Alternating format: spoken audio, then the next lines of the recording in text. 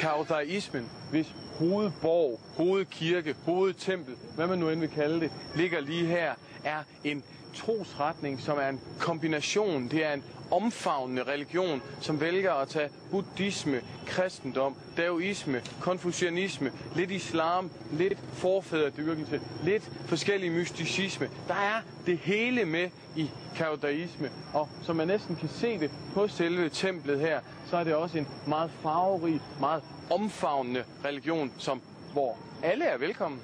Cao Dai betyder ordret det høje tårn eller det høje palads, hvilket er stedet, hvor Gud lever, hvorfra Gud styrer universet. Cao Dai eller Taodaismen er en blanding af specielt 3 religioner, nemlig buddhisme, daoisme og kristendommen. Men man finder elementer fra næsten hvad som helst, og det er da også et af Taodaismens mål at forene alle verdens religioner. Taodaismen er en blanding af de her forskellige religioner, og man kan se det blandt andet i de 3 farver, som er den gule, den blå og den røde, og som symboliserer de 3 religioner. Herinde i det her tempel holder man ceremonier 4 gange om dagen. Man holder det klokken 6 om morgenen, ved middag, klokken 6 om aftenen og ved midnat.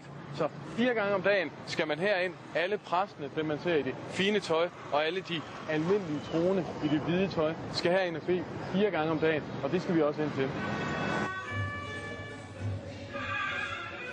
At elementerne i Taodaismen er delt op i 3, er ikke noget tilfælde, fordi det rigtige navn, det lange navn for Taodaismen, betyder rent faktisk den storslåede religion for den 3. periode med frelselse.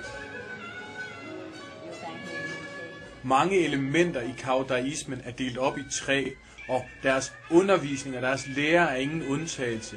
Man stiger fra menneske til en helgen, fra en helgen til en form for vismand, og fra vismand kan man blive Buddha. Det er kun selve niveauet for Buddha, der er fri for den evige genfødsel, som et hver menneske må igennem.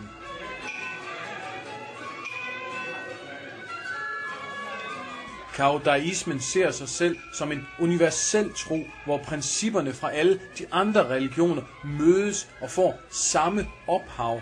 Gud, som vi kender, Allah, Tao, Dao, intetheden, det hele forbindes i en form for kærlighed og retfærdighed, og tilsammen er det sandheden.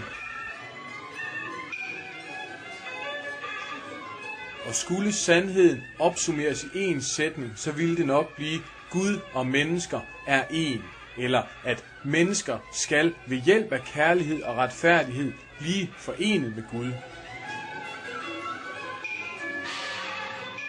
Ifølge taodaisterne lyder Guds besked til menneskene: øjet er herren over hjertet.